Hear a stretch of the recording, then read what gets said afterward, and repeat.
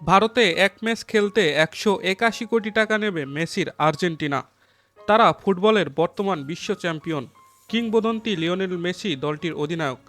স্বাভাবিকভাবেই আর্জেন্টিনা দলকে দাওয়াত করে নিয়ে গিয়ে খেলাতে চাইলে কারি কারি অর্থ ঢালতে হবে। ভারতের কেরালা সরকারেরও বিপুল অর্থ খরচ করতে হচ্ছে। আর্জেন্টিনা ফুটবল অ্যাসোসিয়েশন গত শনিবার জানিয়েছে, আগামী 10 থেকে 18 নভেম্বরের মধ্যে ভারত সফরে একটি প্রীতি ম্যাচ খেলবে আর্জেন্টিনা। ভারতের কয়েকটি সংবাদ মাধ্যম ম্যাচের ভেন্যু হিসেবে কেরালা রাজ্যের তিরুবনন্তপুরমের গ্রিনফিল্ড আন্তর্জাতিক স্টেডিয়ামের নাম উল্লেখ করেছে। এই ম্যাচে মেসিও যে খেলবেন তা নিশ্চিত করেছেন কেরালার ক্রীড়ামন্ত্রী ভি আব্দুর রহিমান।